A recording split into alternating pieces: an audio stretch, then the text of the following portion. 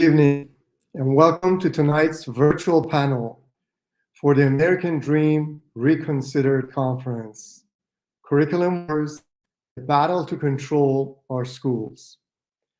As anyone who follows the news these days understands, battles over what we teach in our schools have reached a fever pitch. Increasingly, our political divide has invaded the classroom, and parents are now fighting with one another over which books students should read, what the curriculum should be, and what teachers are allowed to say. It is quite literally the struggle for the minds of young Americans. We even see these battles occurring more and more frequently, not just at elementary and high school levels, but also at colleges and universities.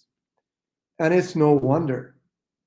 What we teach and how we teach and to whom we teach are fundamental issues for our country and help define us as a democratic nation.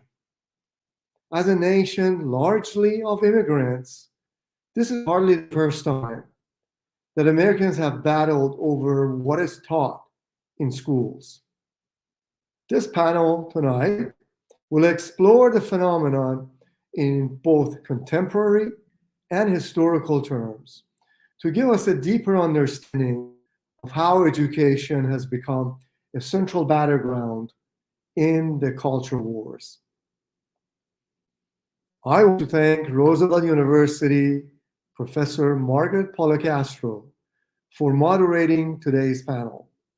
Professor Policastro is the director of the Language and Literacy program at Roosevelt and has published widely on a variety of important issues in education. She is also the director and founder of the Summer Reading Clinic at Roosevelt and a principal investigator at the Illinois Board of Higher Education. I cannot think of a better moderator for tonight's discussion. We are also fortunate to have three distinguished panelists to help us gain a deeper understanding of the issues. I will let Professor Policastro tell you more about them. Professor Policastro. Thank you, President Ali, for that nice introduction. I'm excited to share with you our panelists' biographies, and I'd like to start with Anthony Chen. He is a political and historical sociologist. He is interested in the development of public policy in the United States, from the New Deal to today, with a focus on civil rights, social policy, and business-government relations. He is the author of The Fifth Freedom, which offers a new account of how and why affirmative action emerged in employment. In collaboration with Lisa M. Stolberg, he's completing a book in the origins and development of affirmative action in the college admissions. His work has appeared in the American Journal of Sociology, Journal of American History, and Studies in American Political Development. Chen recently stepped down as co-editor of SAPD along with Stephanie Mudge. He is series co-editor of the Cambridge Studies in Historical Sociology, a new book series based at Cambridge University Press. Before joining the faculty at Northwestern, Chen was on the faculty for 8 years at the University of Michigan. Chen received his BA from Rice University and his PhD in sociology from the University of California, Berkeley, where he was a Soros Fellow and later a Robert Wood Johnson Scholar in Health Policy Research. Welcome, Dr. Chen. Emily Knox. Emily Knox is an associate professor in the School of Information Science at the University of Illinois, Urbana-Champaign. Her book, Book Banning in 21st Century America, is the first monograph in the Beta Phi Mu Scholars series. She also recently edited Digger Warnings, History, Theory, Context, and co-edited Foundations of Information Ethics, an ALA Zimmerman publication. Her most recent book is Foundations of Intellectual Freedom. Knox's articles have been published in the Library Quarterly, Library and Information Science Research, Open Information Science, and the Journal of Intellectual Freedom and Privacy, and her views cited in news outlets such as NPR, The Washington Post, Time, and Slate. Knox serves on the board of National Coalition Against Censorship and is the editor of the Journal of Intellectual Freedom and Privacy. She received her BA from Smith College, an MA in Library and Information Science from the University of Illinois Urbana-Champaign, and a PhD from Rutgers University. She also holds a degree in Religious Studies from the University of Chicago Divinity School. Welcome, Dr. Knox. Next is Jonathan Zimmerman.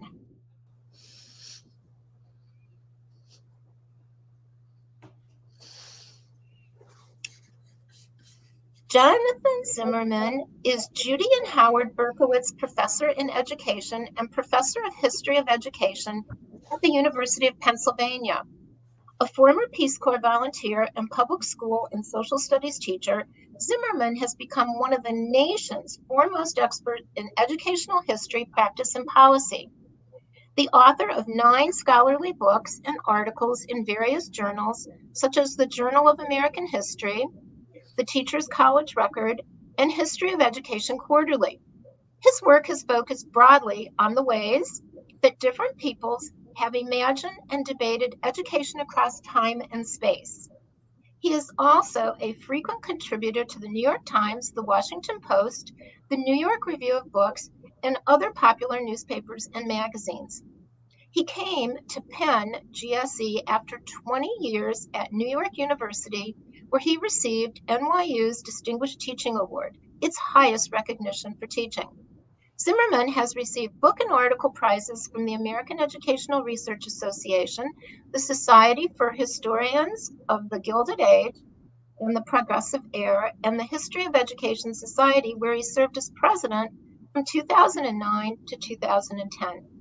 He is co-editor of the Histories of American Education book series at Cornell University Press, and also of the History and Philosophy of Education series at the University of Chicago Press. Zimmerman holds a BA from Columbia University and a PhD in history from Johns Hopkins University. Welcome, Dr. Zimmerman. So I'm honored to moderate this distinguished panel of scholars to discuss curriculum wars, the battle to control our schools. So let's get started. So curriculum wars are not new.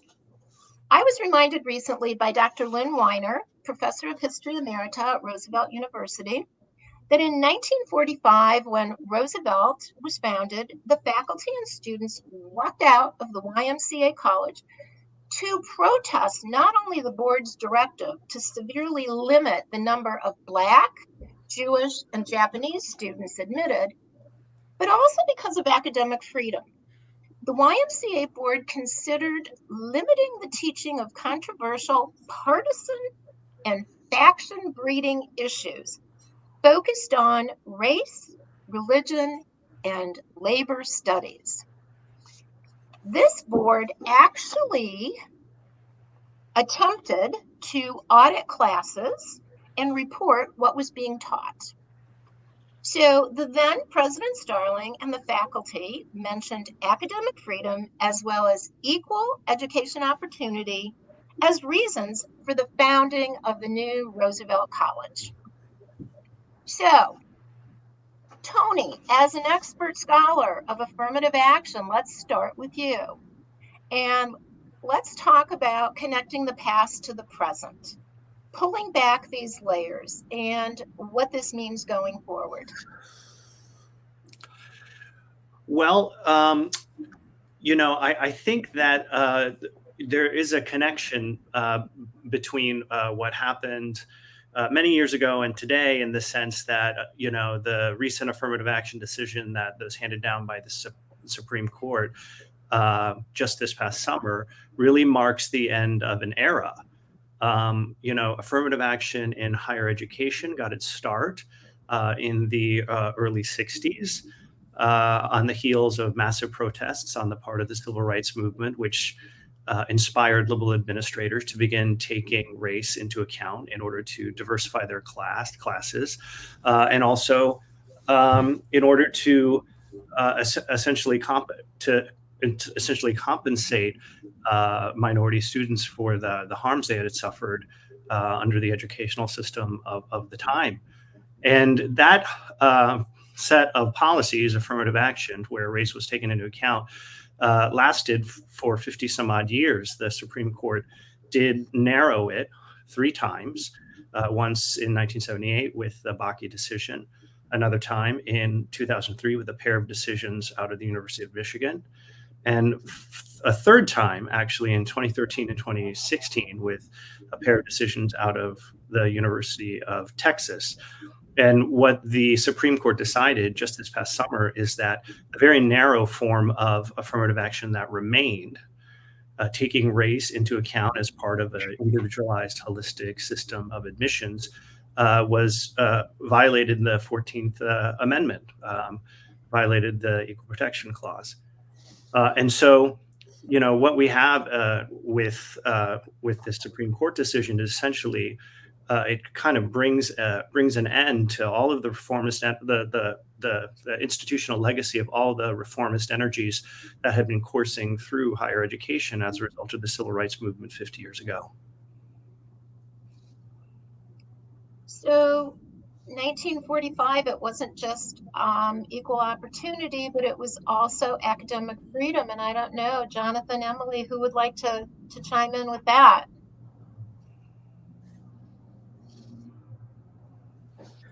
I'll leave it to Jonathan. Emily, go ahead. Oh, no, Okay. I'm leaving Yeah, it to you. Being too polite. Look, I think it's really important for framing this discussion to point out that when I say academic freedom, you probably think higher education, right? You don't think K through 12 education. And there is an important reason for that. Even though academic freedom has often been observed in the breach in higher ed, as its principles have been violated or strained in whatever way, the history of academic freedom is tied up with higher ed, not with K through 12 education. Teachers in this country have only the most tenuous forms of academic freedom. And I would argue that in recent years, they've become even more constricted.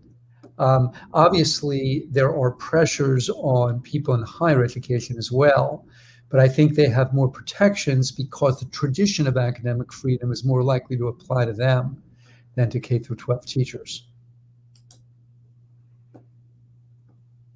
Emily. So I think the way I think about what you were discussing is really focusing on how people understand what happens in a classroom. I think about this with my work a lot, which is that people have various constructions of what children are and how the classroom operates, which is that, if we allow people to learn about something, they will come out different than how we want them to, as opposed to thinking about children and students, young adults having their own agency to work through various ideas, and they may or may not agree with those ideas that are presented to them. So this does get wrapped up into issues of academic freedom, but I just, when people start talking about indoctrination, I really think about how they are removing agency from the people in the classroom themselves, as if all we do in classes is like pour information into students and they digest it and they come out, communists, essentially. Like, that's really what people are thinking. And so that's just not how anybody works. That's not how people work. The reason why academic freedom and these issues are so important is that you expose yourself to ideas that your parents didn't teach you, that may be different from the values that you were given when you were younger, and you discern what your own thoughts are. You are not just a puppet that people pull strings on and you become this thing. So a lot of these arguments, I'm just always interested in this idea that children don't think for themselves, and that parents have no influence over their children, or that that their friends have no influence over them, that they are just these kind of vessels for knowledge. I agree with that 100%. And I would just add the question, where's the political constituency for children thinking for themselves? Where's the poster that says, I want children to think for themselves, even if they diverge from me as a teacher, as a parent, as a citizen? I absolutely agree with the ideal that Emily is enunciating, and it's at the center of my own practice. But I question whether there's a strong democratic constituency for what she's describing, even though I would also describe it as democratic. And I think that's the interesting tension. Who really wants that? Most people who enter this arena, I believe, don't want it. They want the kids or whatever group that they're trying to change to share their point of view and to echo it. They don't want the kids to think for themselves. And I would ask, who actually does? Tony, anything to add?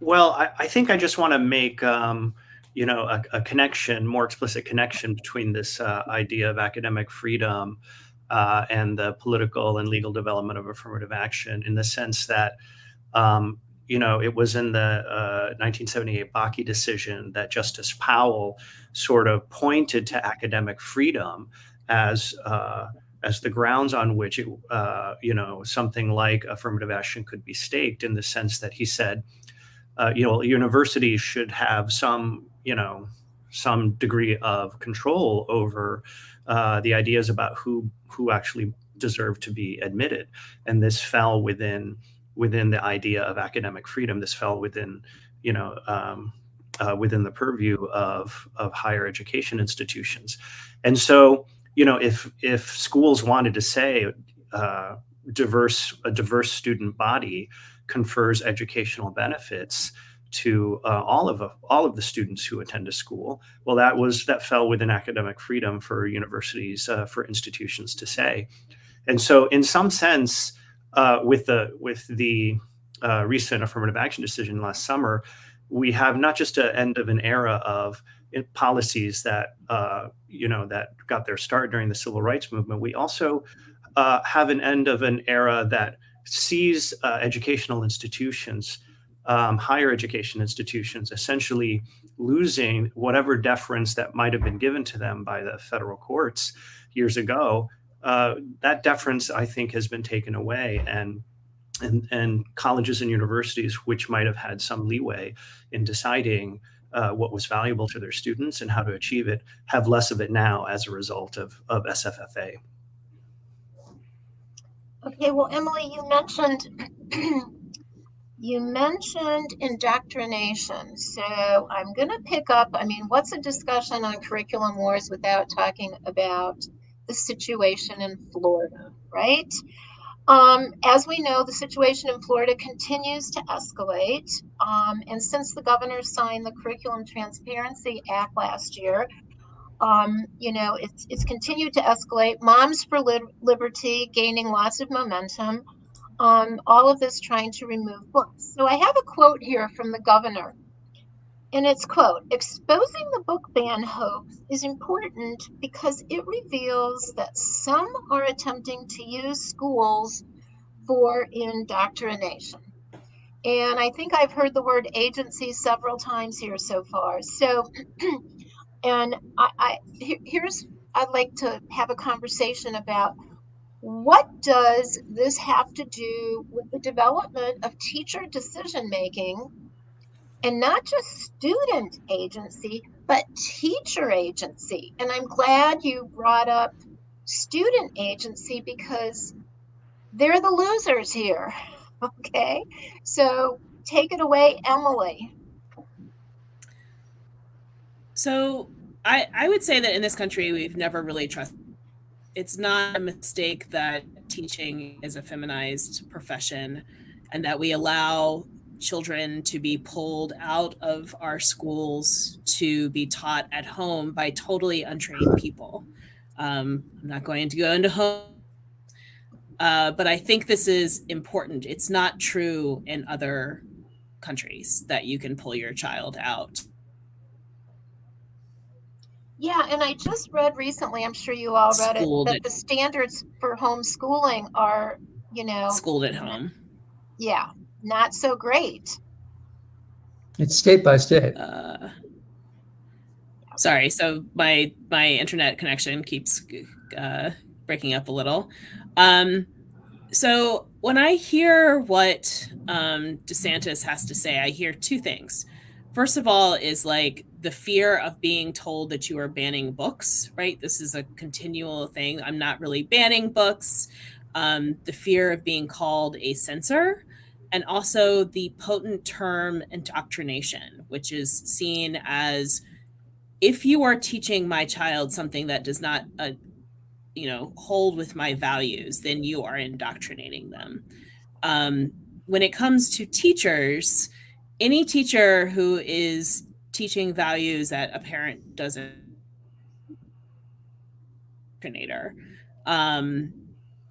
I think this is easier to say in our in our country, our society, because of how we actually are not very comfortable with public education. That's just something that has always been true. The public education movement was highly contested and still continues to be contested today.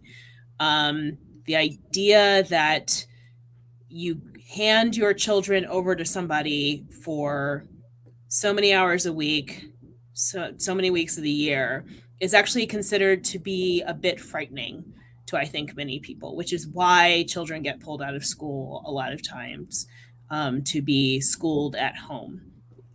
I don't think that most people actually think about teachers as having particular types of expertise.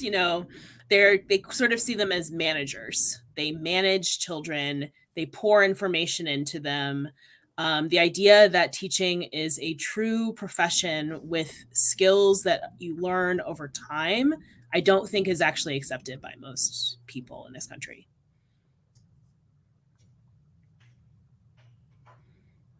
John, Tony? Well, I think Emily's exactly right. And I think that has profound implications for what we're talking about here. So, in the latest edition of my Culture Wars book, I make this a very fervent, perhaps too fervent plea for how different points of view and different interpretations of history to enter the classroom. But if it turns out that the average subject matter teacher, grades 7 through 12, has 121 students at any given time, makes about $55,000 a year, that 25% of them have another job to put food on the table. It may well be that they don't have the wherewithal to do that, just the time for all those students, because it's difficult. And if you're talking about history, which is my own discipline, a lot of them don't have the knowledge and the training themselves. This is a state-by-state matter, but there are a lot of states in this country where you can teach history with having taken almost no college history. So what that means is you as a citizen, as a student, haven't necessarily been exposed to the kind of, and so that's an enormous problem, right? And I think it's connected to the kind of status issues that Emily's talking about. We don't regard teachers as intellectuals is the problem, I think. We don't regard them as people engaging in a deep intellectual activity. I think how to teach the Civil War or how to teach algebra are profoundly deep intellectual questions. But we don't regard them as such. We regard them, to Emily's point, as something that pretty much anyone could just kind of go in, and so I think that's where you get these kinds of, let's just say, fears and kind of one-to-one theories of indoctrination that Emily was referring to. If you imagine a teacher as simply somebody that conveys a piece of information, well, then what you want to do is you want to alter that information in accord with your own ideology, because you're imagining the teacher is simply a conduit for it. Tony, anything to add? Not on this topic, I think. Okay. So I want to, let me see here. So recent data from the American Library Association shows a record surge of challenges in libraries. And the preliminary data documenting the continued rise in attempts to censor books and materials in public schools and academic libraries during the first 8 months of 2023 from January to August. The Office of Intellectual Freedom of the American Library Association showed that there were 695 books attempted to be censored and 1,915 titles to challenge. So the number of these unique titles challenged increased by 20% over last year in 2022. But in 2022, it was the largest increase ever since they started documenting this 20 years ago. And so what were most challenged? Books written by or about a person of color or member of the LGBTQIA plus community. So I know that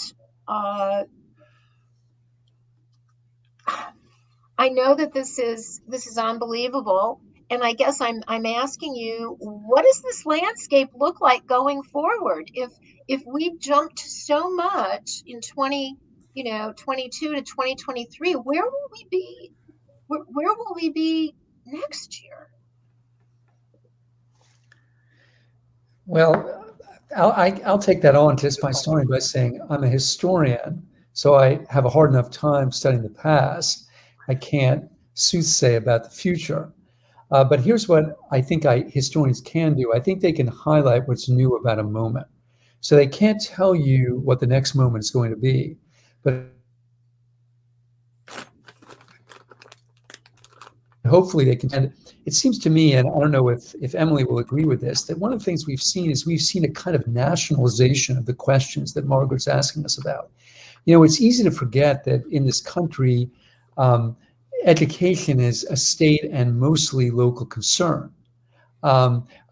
It's not mostly a national concern. The federal government only accounts for about 12% of K through 12 funding, and it doesn't have a direct hand in a lot of the decisions we're talking about. In fact, under the 2015 Every Student Succeeds Act, the federal government is actually prohibited from even attempting to influence curriculum. So the issues we're talking about are state and local ones. And I think figures like Ron DeSantis, who came up earlier, they're banking on the idea that this formally state and local issue is going to have a national resonance. The great irony, I think, of the Ron DeSantis story is he has much more power over schools now as the governor of Florida than he would if he became president. Vastly more. But he is, I think, assuming that the kind of questions that he's raising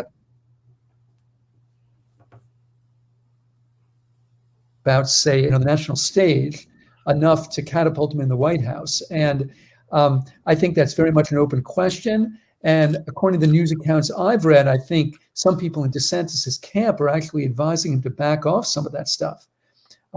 You might have read that during the debate, he didn't use the word woke, for example. And that might seem irrelevant to you, except if you go back in time a year ago, he made that the centerpiece of like his entire political project. And Florida was where woke goes to die, and we're going to eliminate woke.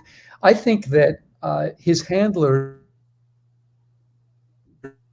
have already, this issue might not have the breadth, right, that he imagines. And yet, at the same time, Moms for Liberty does. And that was the other point I wanted to make. You know, when the John Birch Society was organizing, against sex education, believe it or not, there was no internet. You know, it was a primitive time, like human beings barely walked erect. They still had gills. It wasn't that long ago, but there was no internet. And so they had to leaflet and pamphlet and all that stuff. It's a lot easier now to connect people. And depending on which number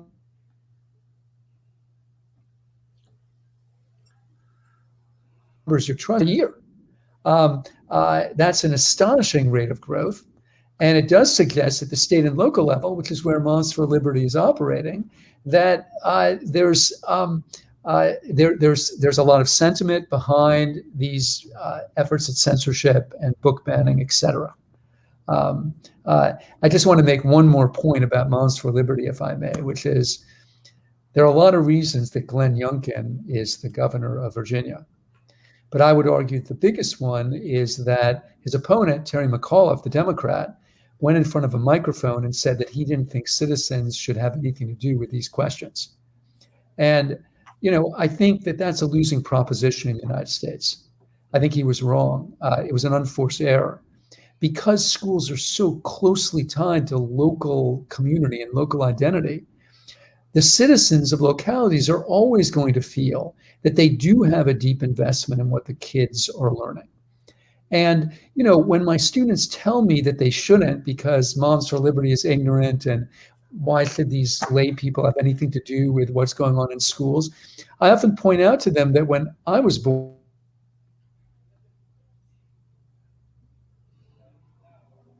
in 1960, developed by white people to civilize savage Africans.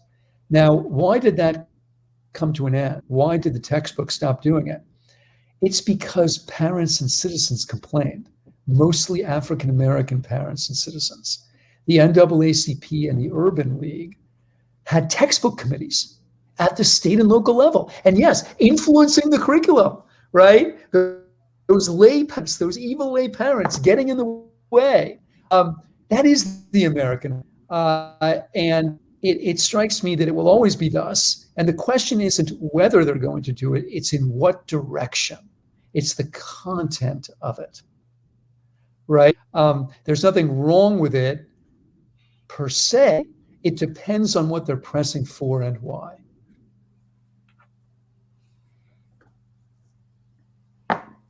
Emily, I know you have a lot to say about this.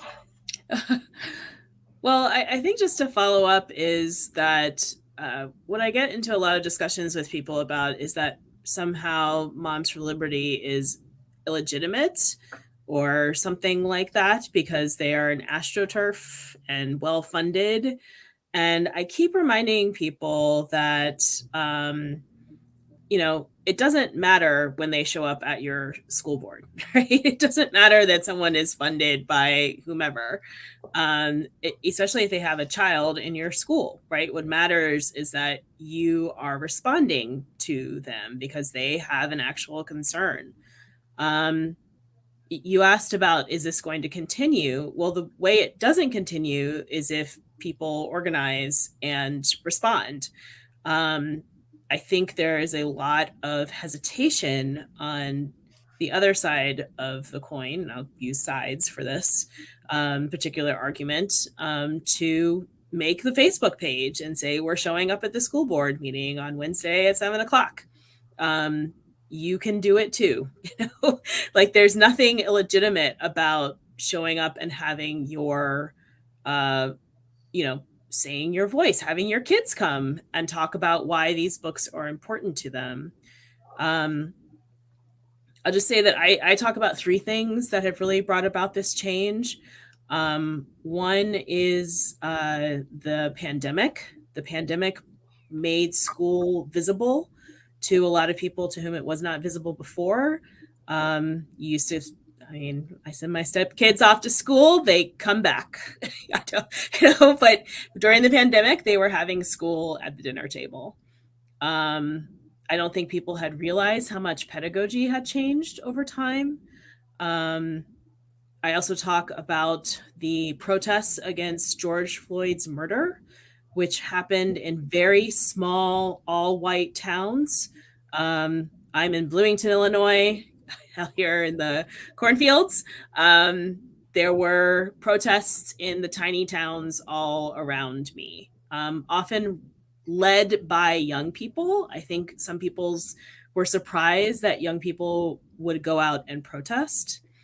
I also just talk about how we are really in a reactionary time right now when it comes to politics as a whole.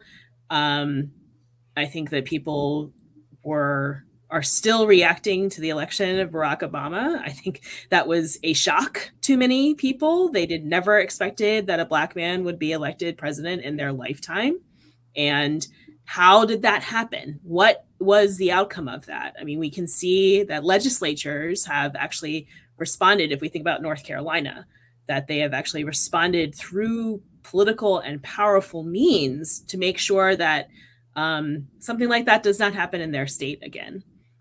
And so if we think about all these things together, I actually had one more thing about schools, and this is a historical note, which is that where a lot of these places are happening are places that have already are the destination of white flight. So people have moved to the suburbs where they thought their kids would be learning particular things about history. They would not have to be learning things about the other, right? And they assumed that there would be a particular curriculum that they would have when they did this flight out of the city. And so if you go to a nice suburban school, obviously you're going to learn about the triumphantness of American history. I would say when it comes, so there's actually another argument. The thing about LGBTQIA identities is that you cannot white flight them. They are cross-cutting across social, economic, racial divides. And so you actually see two different things happening. One is about how do we tell the truth about American history? And the other is, I don't know why my child thinks that there is more than two genders, right? They're actually, these are very blunt, but they are about changes that are happening in our society, how we understand our history, how we understand how identity works. Wow. Anybody else? I mean, I'd add a couple of things. First of all, I would just like to reinforce Emily's first point about popular participation, right? The answer to Moms for Liberty is not, why don't you butt out, you dumb conservative white person. That's essentially what Terry McAuliffe said, and he lost. The answer, if you don't like what Moms for Liberty is saying, is to butt in. That's the American way. Don't tell somebody else to butt out, butt in. And by the way, some of that's happening, right? There are organizations like, Red, Wine, and Blue, which is a clever name, which is essentially designed to challenge Moms for Liberty and to protect some of the things that Moms for Liberty is trying to eliminate. On Emily's last point about race, I think it's complicated, because, USC just came out with some really interesting numbers, interviewing Americans about, do you want your children to learn about Jim Crow? Do you want your children to learn about slavery? Do you want your children to learn about Native American removal and lynching? I mean, these are the darkest parts of the American past. And, I think it's a little easy to caricature people on the right because the majority of them answer that affirmatively. They do. But of course, in learning those things, they mean something different, right? And this isn't a question, I think, so much of the knowledge that we want people to obtain as it is the interpretation of that knowledge, which is a different, I think, and more subtle question. The vast majority of Americans, including very conservative white Americans, do not say that we should eliminate those subjects. When they're asked, should those subjects be taught, they answer affirmatively. Right? But they want those subjects taught in a kind of progressive, to use a very loaded term in a dictionary sense, a triumphal narrative, as Emily put it. One that describes these awful episodes, but argues that the nation has transcended them in some way or moved beyond them, right? And then there are other people who think that the problems that are signaled in those events are absolutely with us, continue, that they structure our lives and the way that we think about race and everything else into the present. And that, I think, is the nub of the issue. It's not so much what information is transmitted, it's what interpretations attached to it. If I were king, and we don't have enough time this evening to enumerate all the reasons that will not happen, every high school kid would receive the state-approved textbook and the 1619 Project. Every high school kid. And the teacher would say, okay, let's start with Columbus. What does 1619 say? What does your textbook say? Let's do the American Revolution. What does 1619 say? What does your textbook say? And so on. I want to emphasize that there are teachers who are doing that. They're very few for the reasons I discussed earlier. It's very hard, it's time consuming, and some people don't have the training to do it. But I think the big reason it doesn't happen in a democracy is the demos doesn't want it. You know, that like the people, like those pesky citizens that elect school boards and pay taxes, right? How many of them want the exercise that I just described, including advocates for the 1619 Project? I don't know how many of them would want that. It's hard because here's the thing. The young people might end up disagreeing with you, right? That's the risk. So if you're all hot on the 1619 Project, they may favor the state-approved textbook and vice versa, right? If you think the state-approved textbook is a stronger, a more patriotic, a better interpretation, they may favor the 1619 Project. How many people are willing to let that happen?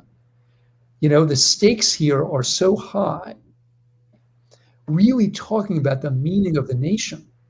The people in the nation assign different meanings to it. That's not an opinion, that's a fact. You can chart it in 100 ways. For me, the big question is, do we want to submit those differences to our kids? And I would submit to you that most of us don't. Tony. I just might add something by saying, you know, I do think that, you know, taking a majoritarian approach to these questions about curriculum is you know, certainly worth thinking about taking seriously, and it's certainly something to value.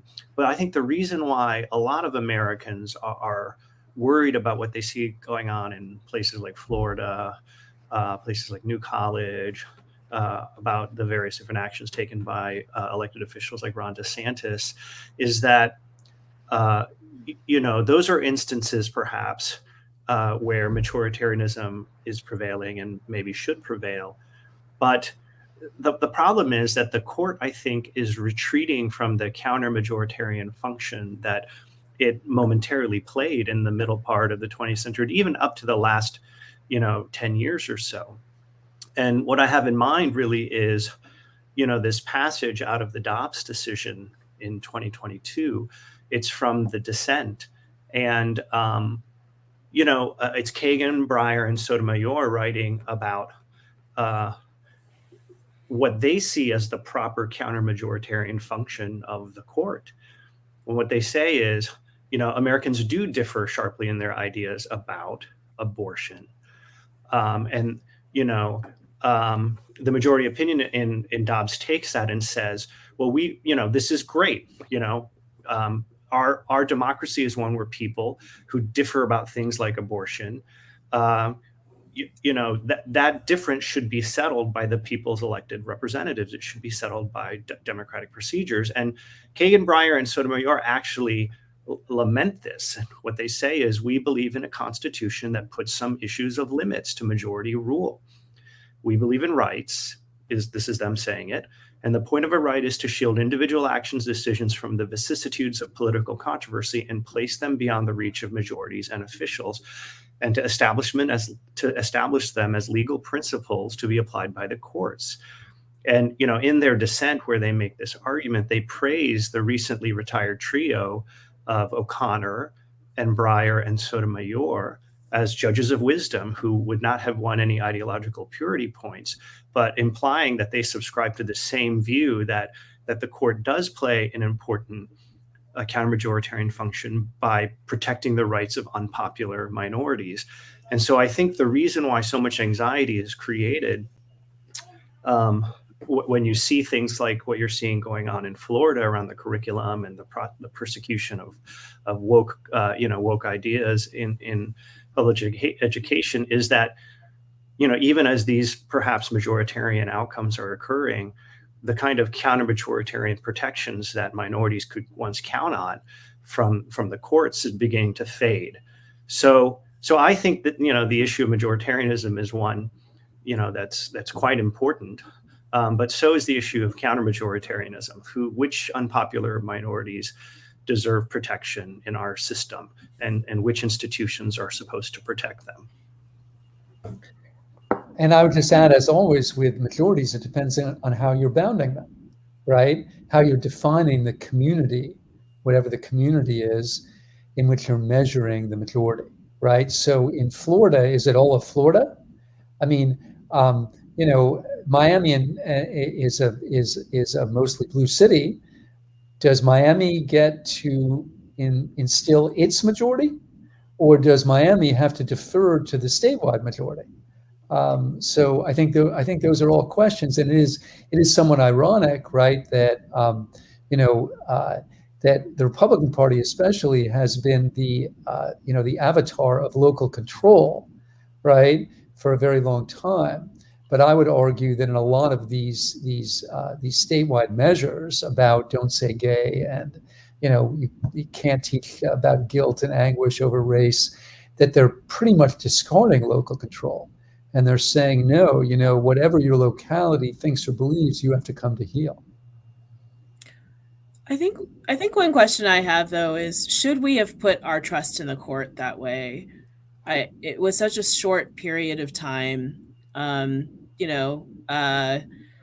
Slavery was legal, Jim Crow was legal. We had a short, 50 years, where the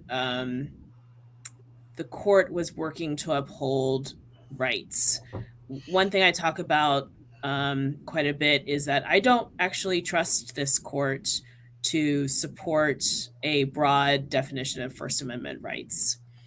I do worry that if some of these cases were sent up to the court, that we would not prevail. That in fact they would actually find for a very narrow idea of what books can be put on the shelf. Pico, Island Trees v. Pico is a very iffy case. It was decided 40 years ago. I'm not an attorney. I just worry that in fact the court majority would say that was decided incorrectly. And in fact, you should be able to remove books from curriculum, from libraries.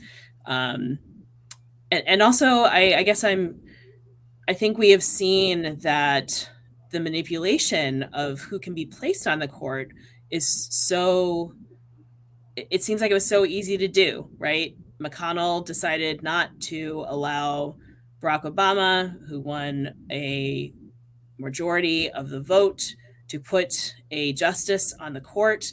Instead, somebody who did not win a majority of the vote, because of our already counter-majority electoral college, was allowed to put 3 justices on the ticket, on the bench. I just don't know that we should have trusted so much in the legal system. This is a little bit outside of my main purview, but it's something I've been thinking about. I'm very worried that a case will go up to the Supreme Court and our entire understanding of what it means to have the right to intellectual freedom, the right to freedom of expression, will be interpreted by the court in a way that we don't even recognize. Yeah, and if I could just add something to that, I think that's my worry too, and I think that's Kagan, Breyer, and Sotomayor's worry, and that's why they're writing what they are in the Dobbs decision. And I would say that I think what you're seeing happening on the court is that the court, in some sense, is a lagging indicator of democratic deficits in other branches of our government. And so the polarization that you've seen, in especially among elites in the elected branches, has now, with the rise of what Jack Balkin has called a partisan entrenched movement identified conservative supermajority, it is now the court has sort of like completed the trifecta, as it were, of anti-democratic behavior on the part of our political institutions. And so I think the worry that you have that there might be some selective originalism or some selective textualism invoked by the courts in a First Amendment case involving curriculum, I think that worry is well placed. If you look at the decisions that it's made recently, it's pretty easy to see who the court rallies behind. It's pretty easy to see which minorities the court wants to protect. In Brnovich, they want to protect Republican senators in 1982 who wanted to move Section 2 off of an effects-based standard. In Dobbs, it's Americans with more traditional beliefs about when life begins. In Bruin, it's white male gun owners who want concealed carry permits. In West Virginia versus EPA, it's the owners and investors in existing coal and oil-fired electricity plants. In Kennedy versus Bremerton, it's a white Christian male football coach who lost his job after praying quietly at midfield. And in 303 Creative versus Alanis, it's a white Christian female graphic designer who is afraid that a Colorado anti-discrimination law will one day force her to create a website celebrating gay marriage. So those are the unpopular minorities that the court is protecting these days. So Emily, I just want to say, I'm worried right alongside of you. So. Look, I share all those concerns, especially in messing with PICO, right? And I hope to God that doesn't happen. I think Tony's right. We're obviously at a very different historical moment. I mean, it's worth remembering that, Ruth Bader Ginsburg was confirmed, by 90 to something, and Scalia was confirmed unanimously, and that wasn't that long ago. Right, and nobody had any doubts about what their positions were, but it was just a different moment in partisanship. So every Democrat in the Senate voted to confirm Scalia, and almost all the Republicans voted to confirm RBG. On this court in free speech, though, it's going to be interesting. I mean, obviously, I share these concerns, and I hope that they don't take a case in which they allow schools and libraries to censor books. But the speech case involving schools that they've heard thus far, Justice Breyer was still on the court, was the Mahoney case about the cheerleader, texting from the 7-Eleven, the F word, and this, F school, F cheer, F softball, because she hadn't gotten onto the teams. And the school tried to discipline her for that. And the court said the school couldn't do that. And it was an 8-1 decision. The only dissenter was Justice Thomas, who just says that students don't have rights. And the Tinker v. Des Moines case was wrongly decided. But the other 8, including all the Trump appointees, were foursquare behind the free speech rights of the student. I think that's important to note. I think the other aberration, if you will, from the very dire news that Tony was reading has to do with Native Americans. Justice Gorsuch has authored opinions in which he defends Native American treaty rights. That wasn't for white people. That was for Native Americans. And so I think there's always a mix. Okay, so we're gonna just about get ready for questions, but I want to give you all a final word on this. So, are there any winners in a curriculum war? Are there any winners? Or is this just a tug of war? I think there could be. There could be winners if we use this as a teachable moment. I wrote the first edition of my Culture Wars book because I didn't think the kind of debates that I had studied as a historian were getting into schools. What we did was we just added another group to the same story, rather than debating what the story should be once we think about those new groups. Okay. Well, be careful what you wish for. As a society, as a nation, we are debating those stories right now. And we could, if we had the political will, conduct that debate in our schools. We could use this in a fruitful and educational way right? If we were, if we could create a kind of consensus that no team, blue or red, is going to win, but what we're going to do is we're going to put our deepest questions before our kids. That's very good. That's very good. Tony or Emily, final thoughts on, is anybody winning? Are there any winners, or is this a tug of war? I might say that, I think it's so important to think about, like, whether there are winners or losers. But the thing that really stands out to me as I step back on the panorama of what's happened in the courts, especially around affirmative action, is irony. That's what I really see in the court's recent decision to get rid of affirmative action. Liberally minded university administrators were inspired by the civil rights movement of the 1960s to take affirmative action in the admissions process. And part of their motivation was to democratize higher education in the sense of broadening access to higher education and in the sense of embedding higher education more fully into American democracy. And the thing is that they succeeded. But what they didn't count on was getting incorporated into a democratic system that could use a little more democracy itself. Good. Emily. So I wouldn't say that this is necessarily winners because the authors are going through a lot, but people are hearing about some very excellent books. Really, like, if you haven't read Genderqueer, you should read Genderqueer. If you haven't read All Boys Aren't Blue, you should read it. And those are the top ALA bands. Yes. Yeah. I mean, they are wonderful books that really introduce you to people and that you might not meet, in your everyday life.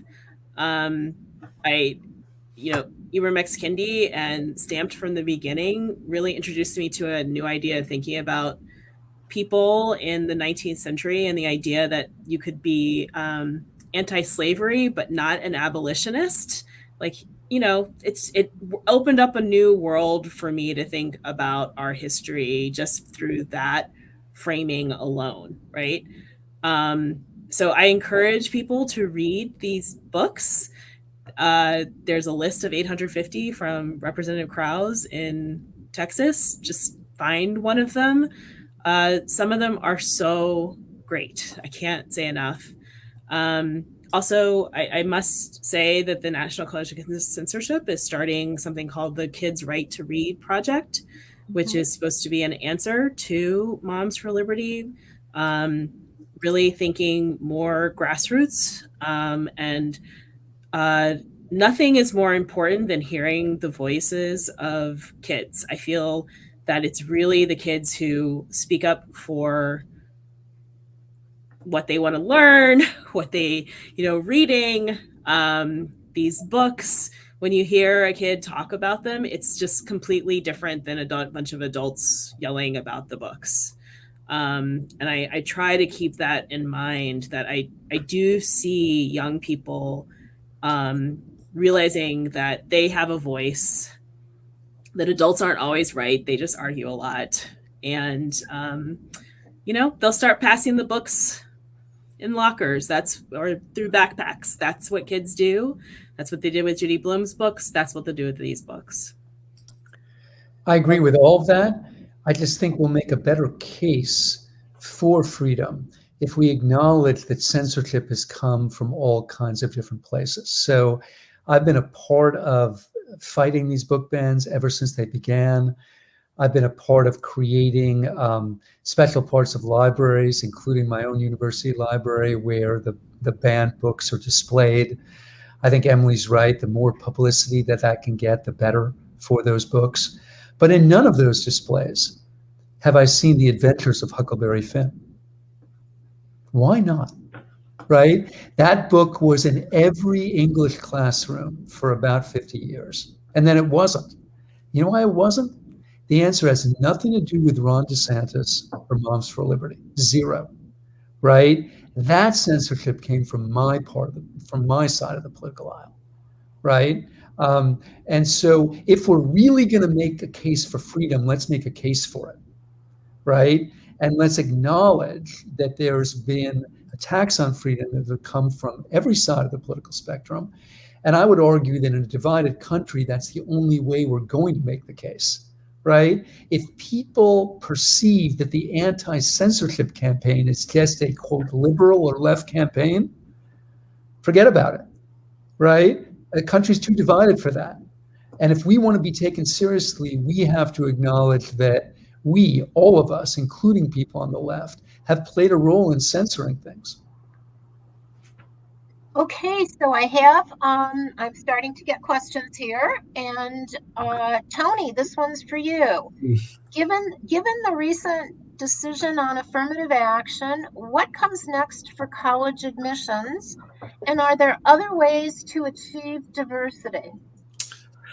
That's a good question. And I should, of course, say right off the bat that I'm not an attorney.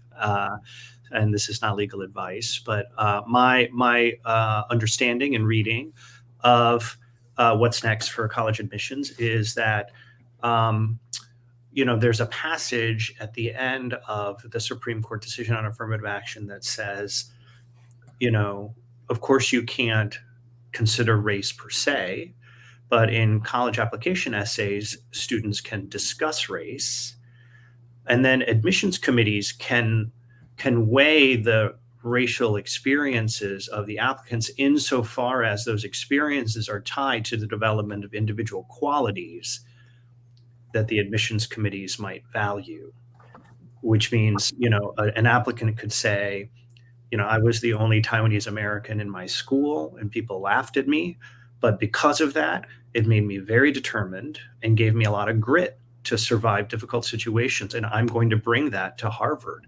And the Harvard admissions committee can look at that and say, well, the kid did talk about the fact that he's Taiwanese, but we're not letting him in because he's Taiwanese. We're letting him in because he's Taiwanese and went to a predominantly, say, white school and got made fun of, but has a lot of grit. And we want Harvard students with that kind of grit. And so I think college admissions committees can take into account various qualities that might be tied to the racial experiences of their applicants. And that might be, a way that diversity could be achieved, but it wouldn't be racial diversity per se. It would be diversity of qualities derived from racial experiences, as it were. But it's going to be difficult because I know a lot of schools are limiting things like diversity scholarships, and schools are having to retool their admissions processes pretty significantly. And so, to the extent that it's going to be possible to replicate the levels of diversity that we've gotten used to, it'll be a lot more expensive and time consuming, not to mention much more constrained by the law. So here's a question for everybody. Thank you, Tony. How do you balance expertise versus what the majority wants when it comes to something like the curriculum? Maybe that's the tug, right? Look, this is a really urgent question because expertise of all kinds in our society is under suspicion, right? Experts in our media institutions, our university institutions, government, right? Law. We have a crisis of trust in this country about experts. Richard Hofstadter wrote a book in the early 60s that won the Pulitzer Prize called Anti-Intellectualism in American Life, which is suddenly being reread, which I think is fantastic because, I'm a Hofstadter freak. But really what he said in the book is America is always going to be anti-intellectual because America is so democratic, with a small d. And intellectualism isn't democratic.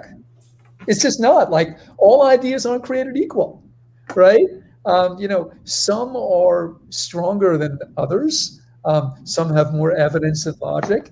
And by the way, some people have more credentials than others. Like, everyone on this call has a PhD. And so I'm not answering the question, but at the same time, I do think it's important to note that we're even though expertise seems to be at a particular inflection point right now, I think it's always been a suspect category in this country for the reasons that Hofstadter described. Okay, are there any other questions that I don't see?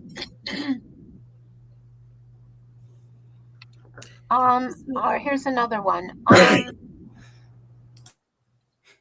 What is the difference between removing a book from the curriculum and removing it from the school library? Is it a distinction without a difference? I'll take that one. I actually have an article in that. So, it's a huge difference. Curriculum is coercive. We require people to read things that are in curriculum. So when I'm talking to journalists, I'm often saying, what case are you talking about, and what is the person asking for?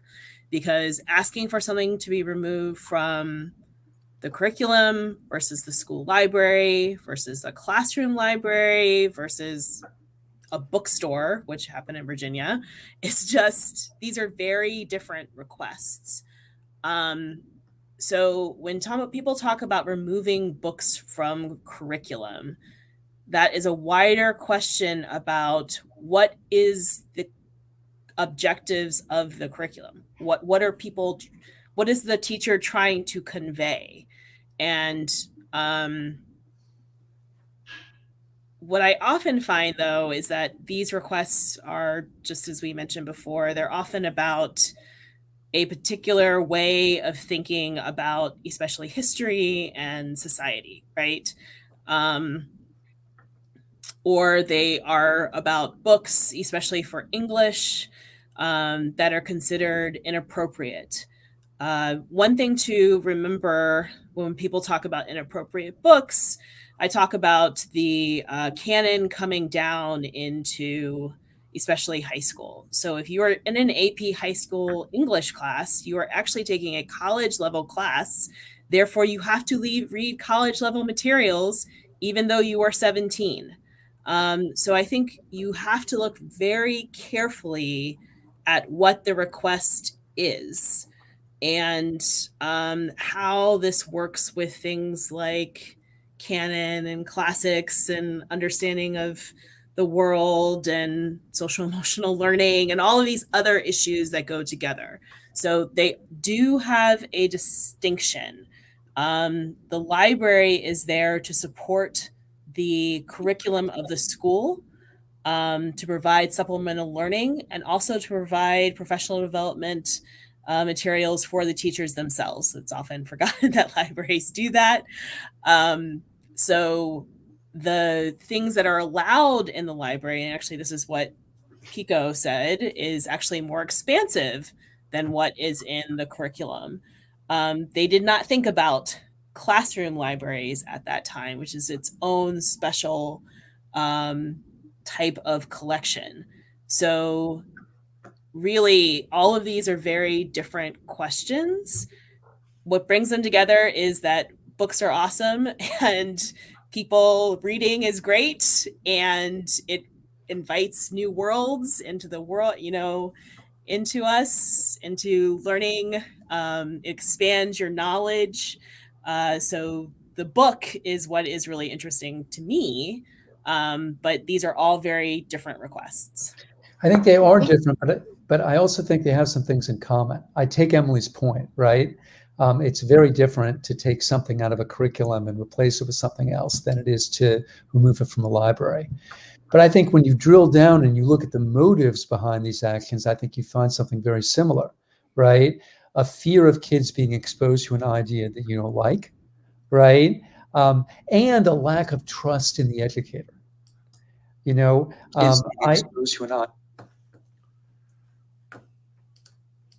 Sorry? It was a ghost. Yeah, I thought, I thought I heard a ghost there. Yeah. So to go back to The Adventures of Huckleberry Finn, right? That book hasn't been censored. You can find it in any library, in any bookstore, but it was removed from most curricula. Now, why? right? Well, the reason was it uses the N word over 200 times, and a lot of people found that troubling and offensive.